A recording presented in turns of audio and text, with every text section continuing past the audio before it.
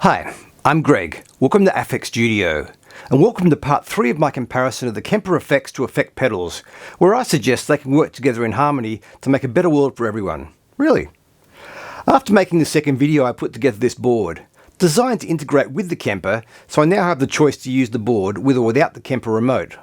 My original plan was that this board would augment the Kemper, but after realising I liked the peanut butter and Sunday driver pedals as much as my cranked amp profiles, I no longer needed to change profiles mid-song. I discovered I could fit everything I needed on the board and just use it. I've used the board a few times without the remote and really enjoyed the experience. I felt more relaxed and in control seeing exactly what I was switching on or off, and found it easier to fine-tune the settings on the pedals as needed. It probably won't be as good for someone needing set sounds for particular songs, of course. Getting the same sounds each time is a definite advantage to digital. I thought that I sounded slightly better using the board, although that may just be my perception. I'll get to that in part 4. I definitely think I played slightly better, although when you're as brilliant as me, that might be subjective. It's all good. I know people who think using effects with digital systems is too hard, too much work, or simply not an option.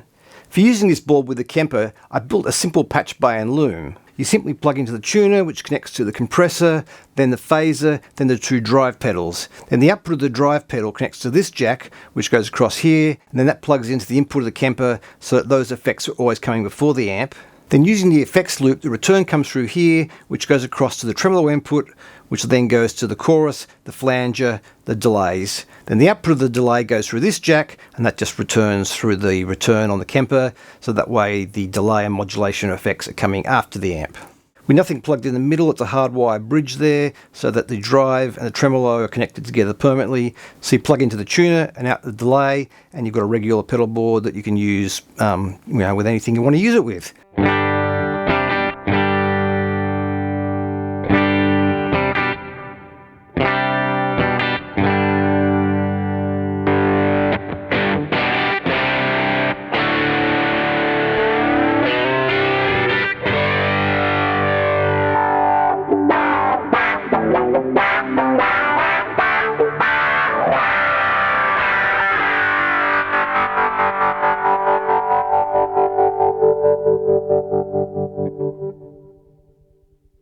In theory, the more pedals you run through, the more the tone will degrade, the same as our tone gets darker with longer cables.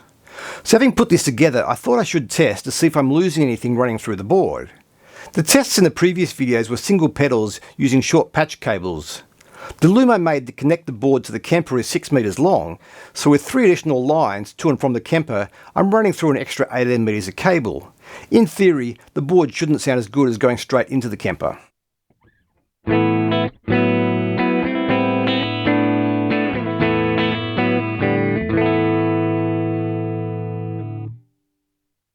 This is going straight into the Kemper with the loop off.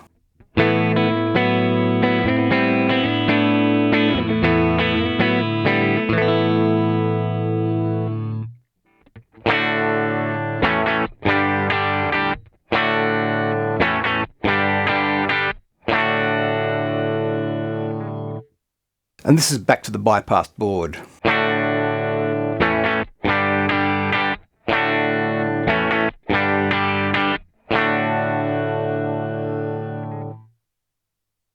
There is a very minute change in sound. I'm not sure you'll be able to hear it, but the board is adding a slight crunch. I've done some tests, and the tone change is due to the buffers in the old Ibanez and Boss pedals.